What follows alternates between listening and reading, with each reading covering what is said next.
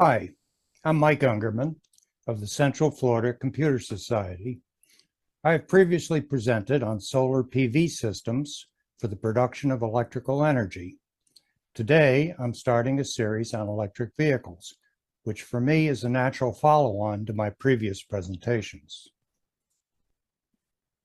In 2017, I installed my first phase of a solar PV system on my home. And that fall, I attended Orlando's International Auto Show, looking for a potential replacement of my 5-year-old car, a Hyundai Tucson. While at the show, Kia was promoting their about-to-be-released 2018 Kia Niro plug-in hybrid.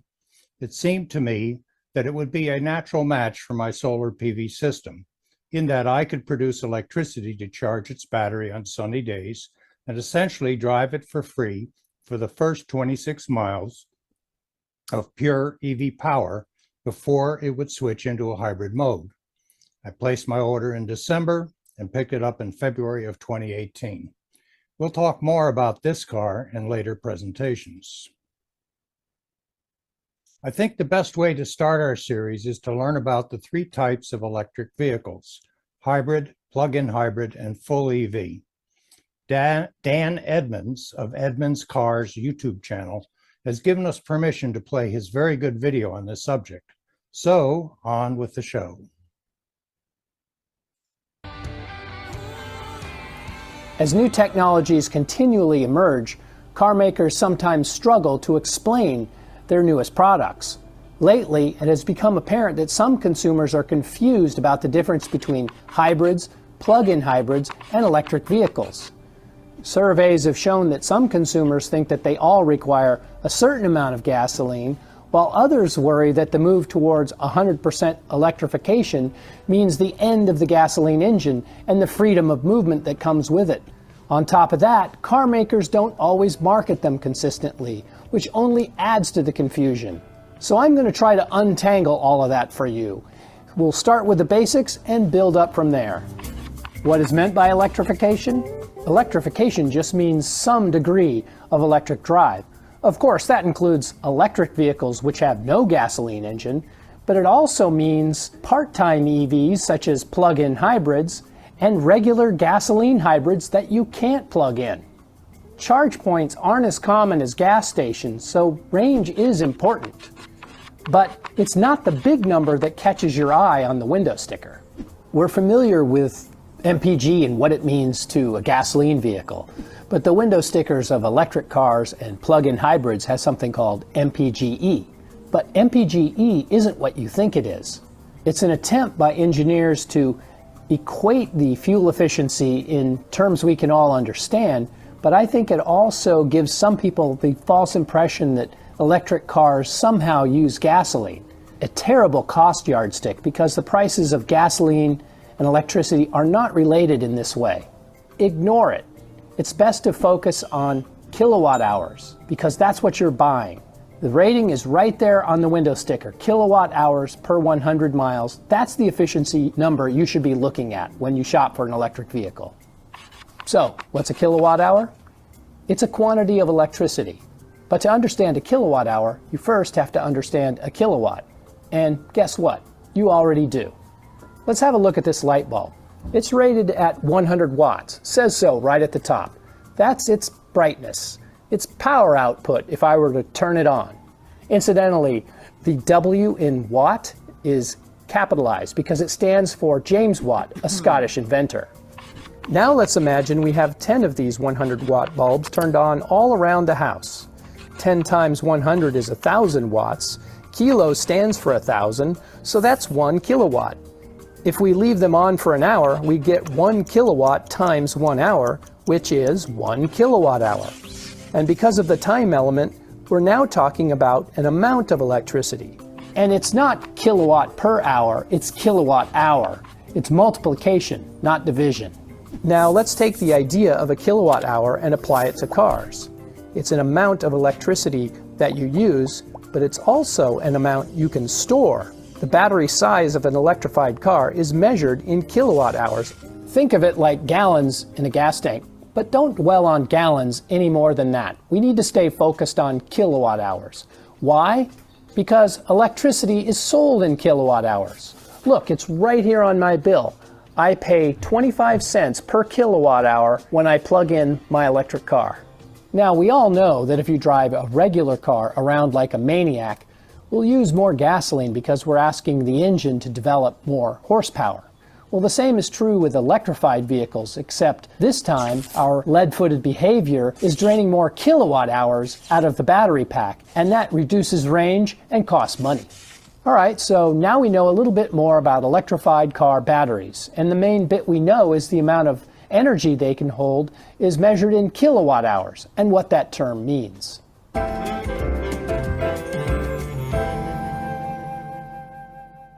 So now we can talk about the three main types of electrified vehicles: hybrids, plug-in hybrids, and electric vehicles. Electric vehicles are in the spotlight these days, so I'll start with them. When we say electric vehicles, we mean all electric vehicles, or EVs for short. They are technically known as battery electric vehicles, BEV, so your geekier EV-owning friends might call them BEVs. Here there's no engine, no gas tank. They use zero gasoline and have no tailpipe. EVs have large electric motors because they are the sole source of propulsion. And their batteries are large, so big in fact that they usually form a layer under the entire floor of the car. Their storage capacity ranges from 32 to over 100 kilowatt hours, depending on the model and how much you're willing to pay. Like any other vehicle, consumption varies by size and type. The most efficient EVs are rated to use about 25 kilowatt hours per 100 miles, while heavier and sportier models are in the mid to high 40 kilowatt hour per 100 mile range. And contrary to NPG, lower is better here because this is a consumption rating. Use less, pay less. Say you drive 12,000 miles a year. That's 1,000 miles a month. If your car is rated to use 26 kilowatt hours every 100 miles, simply multiply by 10 to get 260 kilowatt hours for 1,000 miles. In my case, I'd multiply that by 25 cents per kilowatt hour and get $65 per month for fuel. Range is overhyped. Few, if any of us, drive 300 miles in a day. And for those who do, well, an EV probably isn't the right solution. If you can plug in every night, well, it's better to think about how many miles you drive in a day, not a week. In my own experience, 100 miles is fine. And I think that's true, especially if you have a second vehicle to use on longer trips. Okay, maybe you want 150 or 200 miles because you like to take weekend trips. I get it, but don't overbuy. Batteries cost more, way more, they take up space. Buying too much could be a barrier to entry that you don't need to really worry about. So-called DC fast charging can become important if you do opt for more range, and most current EVs can support it.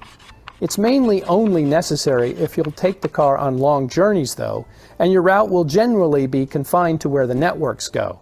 But honestly, anything with over 100 miles of range is going to be comfortable to all but the most lead-butt road warriors. Daily charging is where it's at, and that's typically done at home while you're asleep. The car's included cord will have a 120-volt plug that's designed for a household socket, but that's not fast enough if you're going to drive more than 30 miles a day.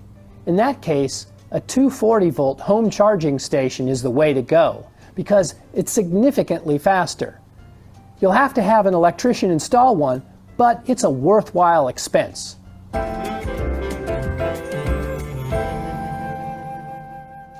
EVs are best for people who are homeowners, the household has more than one car, and they have consistent access to a 240-volt home charger if you drive more than 30 miles per day.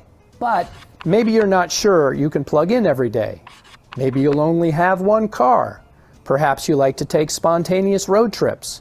You should consider a plug-in hybrid, or PHEV, a part-time EV that is initially powered by its electric motor and battery, but also has a gasoline engine and a gas tank. You fuel them up two ways. You plug them in and you gas them up. PHEVs have medium-sized plug-in batteries that enable them to operate as electric vehicles for 17 to 53 miles. And when the juice runs out, the gasoline engine comes on automatically and powers the car like a regular gasoline hybrid. Now, some of them will turn the gasoline engine on even if the battery is full, if you floor it to give you a little extra acceleration, but that's far from universal. Their window stickers contain two ratings. On the left, electric range in miles and consumption in kilowatt hours per 100 miles. On the right, the familiar MPG on gasoline. The electric side will also have an MPGe rating, but again, that's a useless number. You're buying kilowatt hours when you're plugged in. Statistically, you probably drive less than 30 miles in a day. In that case, if you plug in nightly and have that sort of commute, you might not buy gas for weeks or even months. Longer commute, road trip, no problem. The gasoline engine will keep you moving. So how much smaller is the battery of a PHEV compared to an EV? Well, it varies along with range, but the biggest ones measure about 16 kilowatt hours. Why 16 kilowatt hours? That's what it takes to qualify for the maximum amount of the $7,500 federal tax credit. PHEVs with smaller batteries qualify for less. Examples with 16 kilowatt hour batteries include the Honda Clarity PHEV, good for 48 miles. The Chrysler Pacifica hybrid minivan, which is in fact a plug-in hybrid that is confusingly marketed, is good for 32 miles because it's bigger and heavier. PHEVs with batteries smaller than 16 kilowatt hours include the plug-in Prius called the Prius Prime, a made-up marketing term, but I guess you could say that you're priming the battery by charging it. There's also the Subaru Crosstrek hybrid, which is another example of a badly termed plug-in hybrid. PHEVs are best for people who are homeowners with one car, have consistent access to a charger at home or work, but not necessarily 240 volts, want an EV but don't want to be limited by range concerns. Hybrids have been around the longest. They're known as hybrid electric vehicles, or HEVs for short, and right there, the electric part is what gets some people confused. Basically, any true hybrid is 100% gasoline fueled, and by that I mean you can't plug them in. Their window stickers have regular MPG on them. Yes, sometimes they're driven by electricity, but other times they're driven by gasoline, and oftentimes it's both. So they have a gasoline engine, an electric motor, a clever transmission that can combine the two, and a battery. Where does the electricity for that battery come from, you might ask? From braking mainly, and to a lesser extent by siphoning off a little excess power from the engine while it's driving the car. Hybrids are electricity scavengers. The braking bit is called regenerative braking, and that's a key feature that all three types of electrified cars share. Basically, the electric motor becomes a generator by working in reverse, so to speak, when you press on the brake. The generated power is transferred to a dedicated battery, but that battery doesn't need to be big because it only has to hold the electricity that comes from a few city stops. So a typical Prius battery is only 1 kilowatt hour big, maybe less. A Prius can achieve over 50 miles per gallon in the city because the kinetic energy that is normally wasted as heat in the brakes is recovered, saved in the battery, and then used to get the car moving again and delay the ignition of the gasoline engine every time you leave a stoplight. Now, some hybrids choose to use their stored energy for performance instead of outright fuel economy. The Acura NSX comes to mind. Even Formula One race cars and Le Mans prototypes. Such cars are still hybrids, and they still count as electrified vehicles. But, and this is important, true hybrids have no rating for electric range. If they did, it would be measured in yards, not miles. Don't let them run out of gasoline, in other words. In this respect, they're just like any other normal vehicle. HEVs are best for people who live in apartments, want high gas mileage or a low carbon footprint, but don't have consistent access to a charger or don't want the hassle. So there you have it. Electrification doesn't mean the end of gasoline engines. It simply means a wider range of choices. At the one extreme, we have EVs, which are 100% electric. But at the other, we have pure gasoline-fueled hybrids that recycle normally wasted energy to reduce their use of gasoline, or in some cases, to go faster. In the middle, we have plug-in hybrids, which act as EVs around town, but can use gasoline for longer trips. Among these three choices, there's an electrified vehicle for everyone. Thanks for watching, and if you have any questions or comments, please leave them below. So I want to thank Dan Edmonds for his excellent video. It's touched on more than just the three types of EVs, including a lot of the basics for the technology behind how they function and what to look for when researching an EV. Many factors will go into decision on whether to obtain an EV, some of them shown here.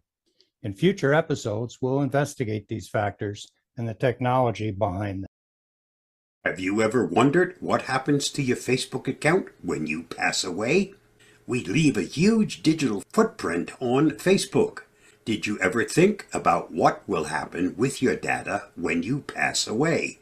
Facebook is an important part of a human's life events. We announce the most important milestones on our timelines by sharing with our Facebook friends the joy of getting married, having babies, or moving abroad. But what will happen with all that data when we pass away?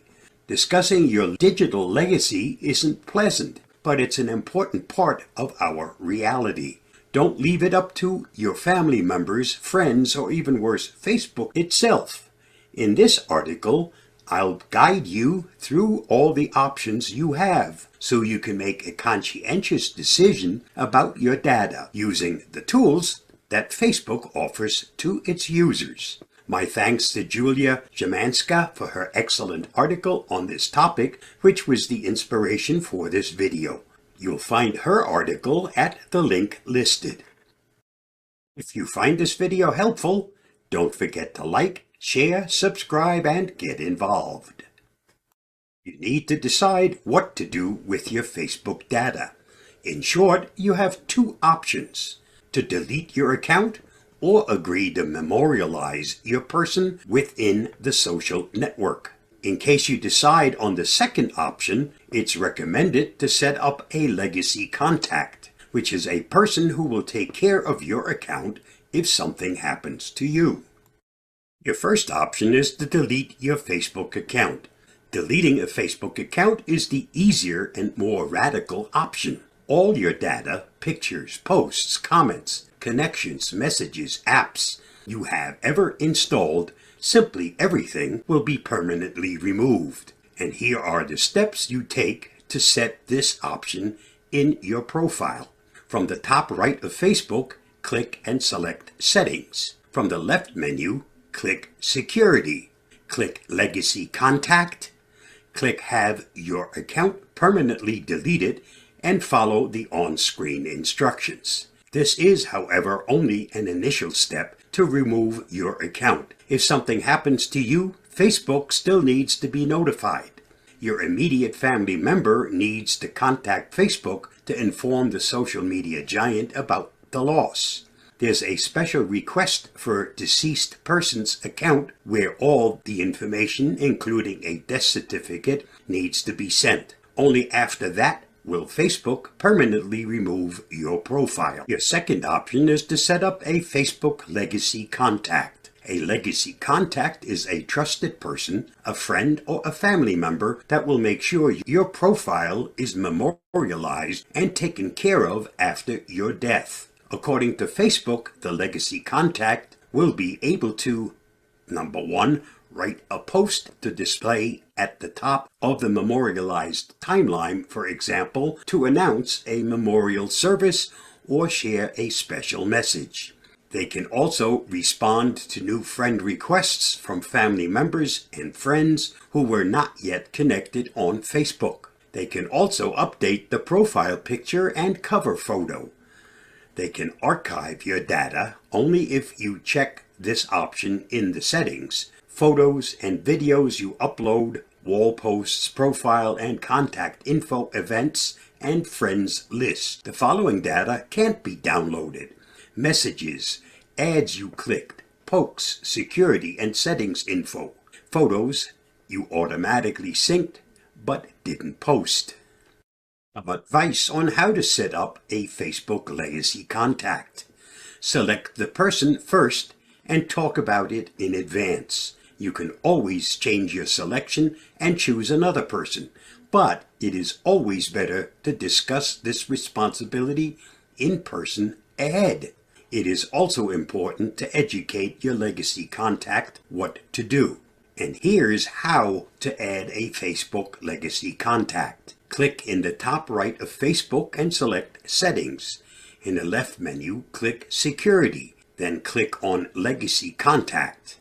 Type in a friend's name and click Add. To let your friend know they're now your legacy contact, click Send. Your friend will be notified with the following message: what to do if you're appointed as a Facebook legacy contact. Respecting your deceased friend or family member is a responsibility. The first thing you will have to do is request memorialization of their profile. To do that, follow the link listed.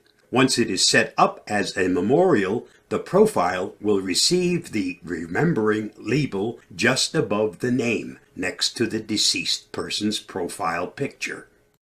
Memorialized profiles don't appear in public spaces, such as in suggestions for people you may know, ads, or birthday reminders. As a legacy contact, you can manage a profile in a limited way. To do so, you have to go to the bottom right of the profile's cover photo and select Manage. Then it's possible to add a pinned post to announce to the circle of the friends what has happened, respond to new friends' requests, change the profile picture and cover photo. This may not be a pleasant topic, but the older we get, the more important it becomes to set this up. It also takes a burden off those that are left to carry on after we are gone. Stay safe, stay secure, and I'll see you again soon.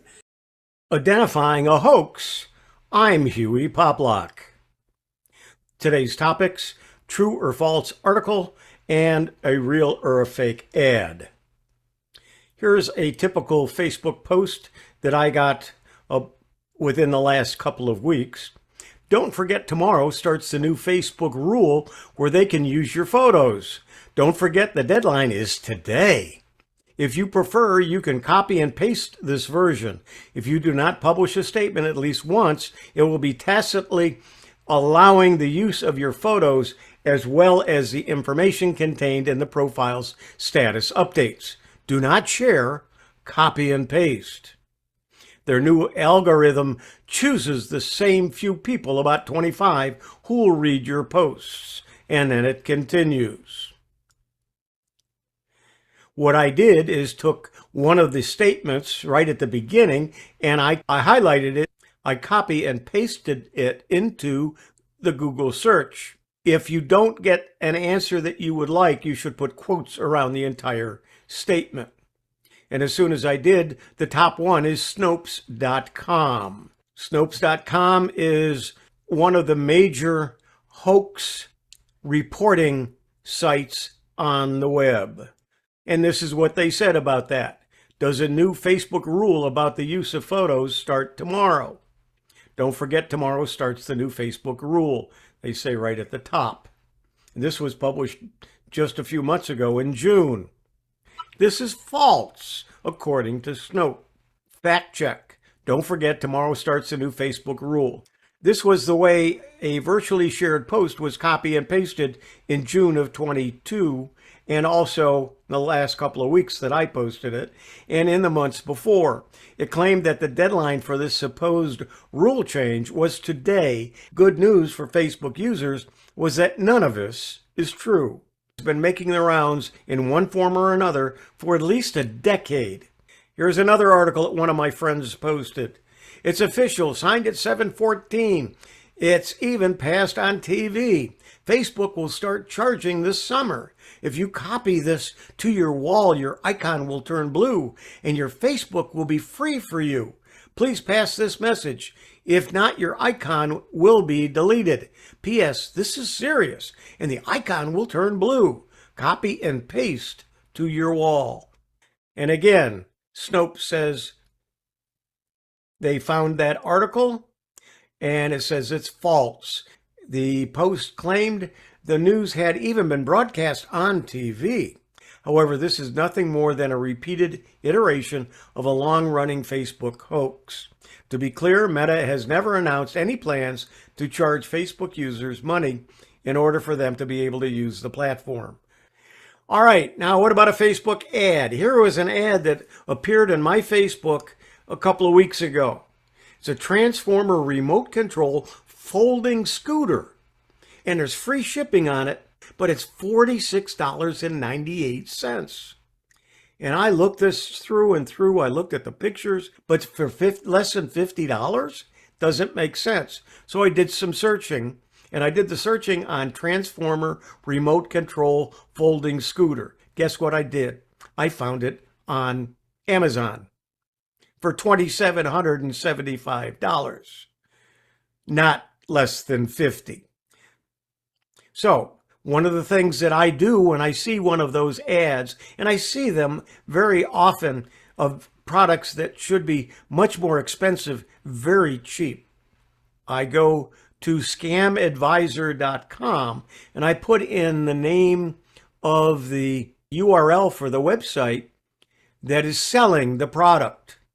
And I did that for this particular one, and it gave me a trust score of 1 out of 100. In other words, it's a scam. Now, why do posts on Facebook ask you to copy and paste? The original poster wants you to copy and paste to get the message as far and wide as possible. But these original posts often do not come from people like you and me. They come from people who have an agenda. If they can get you to copy and paste, they significantly extend the reach of the post. So why not be a good Facebook friend and do as you're asked? Why shouldn't you copy and post this to your own timeline? Well, there are several reasons. One, by creating a new fresh post with copy and paste versus share, you've created another occurrence that Facebook has to track. This process creates a new unique instance of the post. It's harder for Facebook or the original poster to remove the message when it's copied and pasted as unique posts. Number 2, the message language can be searched and scammers can find all of the people who posted it. This lets scammers or others know people are open to the message that was posted. Try it. Copy a few lines of that post and paste it into Google search and see what happens. 3, it circumvents your privacy settings. If the original poster set privacy for friends only, then the people who share that post cannot share past the original poster's friends list. This severely limits the post's ability to go viral. Let's say the original poster had 300 friends. That is the limit of the post reach with a share. But with a copy-paste, the number of people to see that post is limited. If a message is deemed inappropriate by Facebook, they can easily remove one instance, the original post, and all shared posts will be removed. When you copy and paste, if you circumvent that process and make it harder for Facebook to police content, you expose yourself to scammers who may want to target you for your sympathies to cancer, dogs, and whatever. You support an original poster you likely don't know. Therefore, it's best not to copy and paste Facebook posts, no matter how much you like that friend or that message. Always check whether an article is true or a hoax before sharing or reposting. If it sounds too good to be true, then it probably is. Identifying a hoax? I'm Hewie Poplock.